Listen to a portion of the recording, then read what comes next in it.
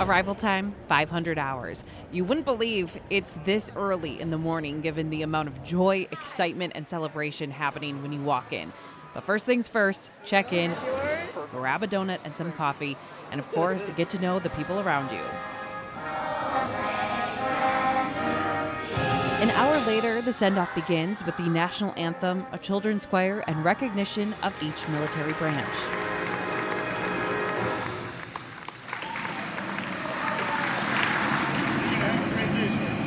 At 06:30, it's time to board the plane to Washington, D.C.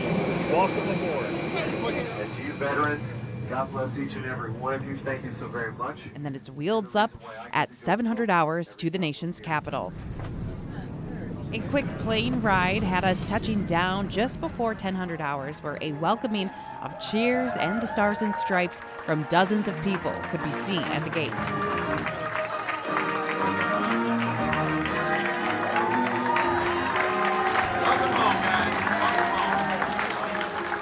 Then it was off to the buses to begin the tour. Thank you.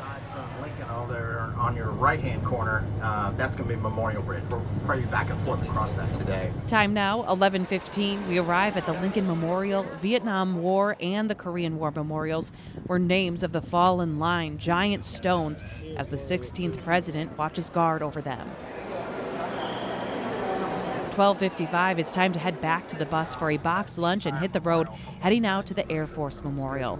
At 13:15, we enter the Air Force Memorial. This memorial honors the service and heritage of the men and women of the U.S. Air Force.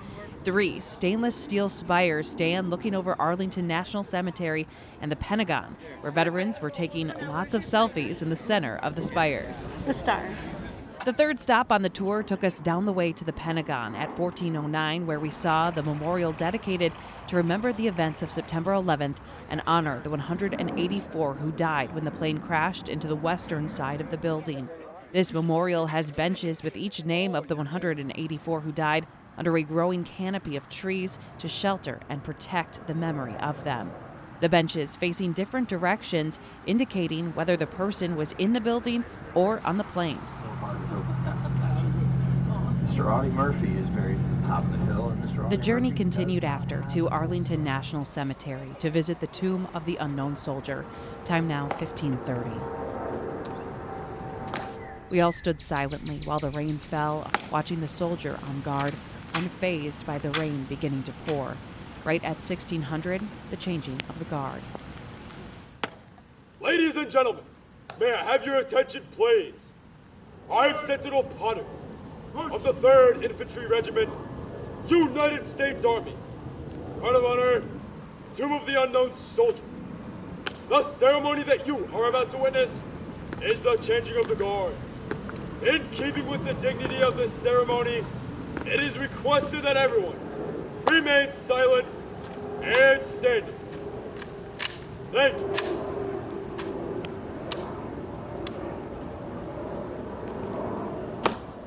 Followed by a wreath ceremony accompanied by taps.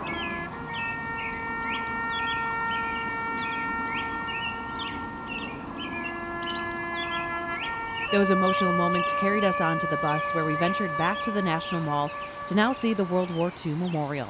Time now, 17:05. Come on, a picture. Good, how are you doing? Come on, long time no see. That's perfect. Our final stop of the day, the Marine Corps War Memorial at 1800. The statue depicting one of the most famous photos taken in World War II, dedicated to all Marines who gave their lives in defense of the U.S. It was then time for our trip in the capital to end as we headed back to the airport for the journey home. 2200 hours, touchdown. And as the veterans filed off the plane, a surprise and a welcome home these veterans never got, but always deserved.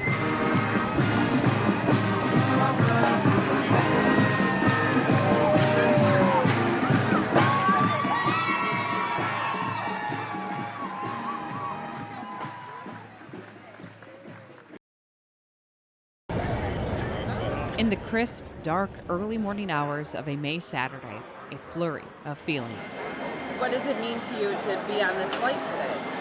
scary. As dozens of veterans wait to board a plane. Oh my God, there's 102 of them. 65 of them are Vietnam veterans. To see the memorials and monuments at our nation's capital. And one of these veterans, About a month ago, I got a phone call that says, Mr. Rocco, are you available on May 13th? I says, for what? He said, you're scheduled to go on a flight to Washington now. I'm not running for president. is Donald. My wife says, you got 9 lives. I says, no, I've already used up 10 of them. A Navy vet on the boats in Guantanamo Bay during the Cuban Missile Crisis, and then sent to fight in Vietnam. By the time I was 19, I'd been in 2 conflicts already. Now at 77 years old, he's making his first trip to the Capitol. You relive history. I like reliving the history, but I don't. The past could stay there. With mixed emotions. And I'm 50 years out now. So it's kind of a memory, but now when you see the names, that memory comes back all the way to 65. And that was a bad year. Emotions brought on by war, loss, and time. I had a choice to go back, and I told them absolutely no. They shot me once, and not getting a second shot. Come across the right name or something like that, and it's going to be, all your memories go from today all the way back 58 years ago. The right name for Donald? His friend, and best man in his wedding. If he'd have lived 9 more days, He had came home. 21. David Jasper.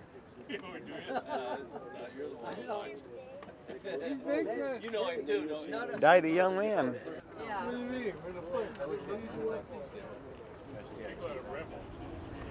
I always try to touch the names around it so people will know they're not alone on the wall. Too many stories start to come across. Too many tales start coming across. Thank you for your service.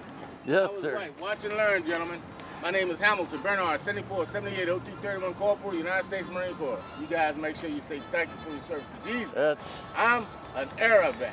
That's a combat vet. Big different kind of speech. Donald finished his time in the Navy, had a family, and is now making peace with the past. Now it's all different now after everybody's starting to see the light. Well, what happened with Vietnam is at least opened a lot of eyes for the rest of the veterans coming up behind us. The next generation helping him face the emotions. Be an experience of a lifetime. What better sidekick can you have than your kids? And showing him the legacy he leaves is one to be proud of.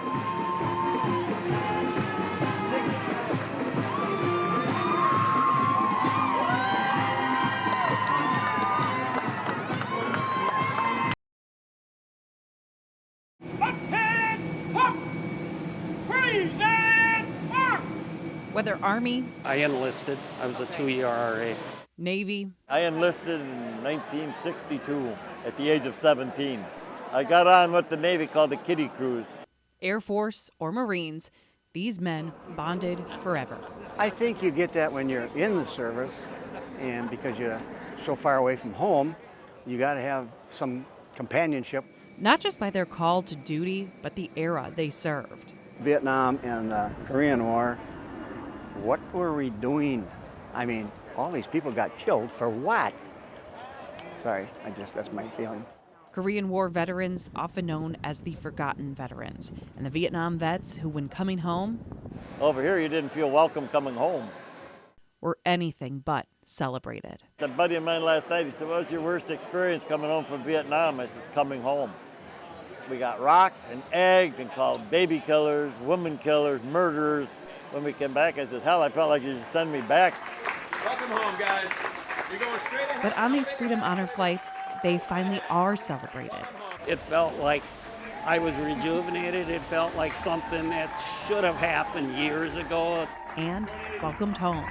Something that you really, really missed and you didn't appreciate until now, and then all of a sudden it just kind of emotional. Thank you, guys. Appreciate it. Thank you. With their bond now cemented like the monuments. I told people in Vietnam, I says, that's what tied us all together, whether we were white, black, whoever, whatever we were brothers. We're, together.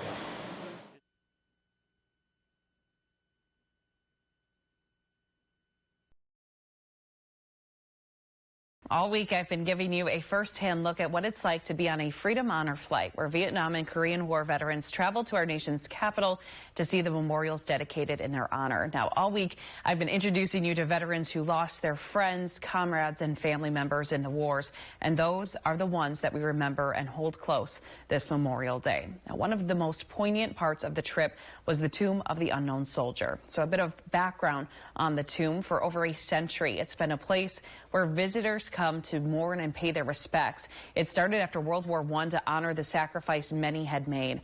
And in 1921, 4 bodies of unidentified U.S. military personnel were exhumed from different military cemeteries in France and brought to Arlington, where they now rest in that tomb. There are also unidentified soldiers from World War II and the Korean War and the Vietnam War. At the tomb, there is someone standing watch over the unknown soldier at all times, 24/7, no matter the weather, like we experienced in the pouring rain on that Saturday. The feeling there is unlike anywhere else I've ever been. It's sorrowful and somber, but there's also just this great feeling of gratitude and honor. So right now, I'll bring you to the changing of the guard, as well as inside my thoughts as we paid our respects.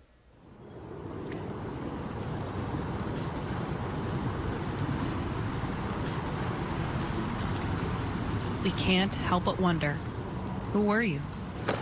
Were you loved? Your mother smiling as you grew? A husband? Your wife almost due? Who was it that you knew? When you had to go, did you let it show? Your heartbeat racing, standing in a row, waiting for the moment to arrive. Was there someone there by your side? We will never know, but to you we owe our life, our future, our gratitude, now part of your story, with a stone that reads, "Here rests in honored glory, an American soldier known but to God."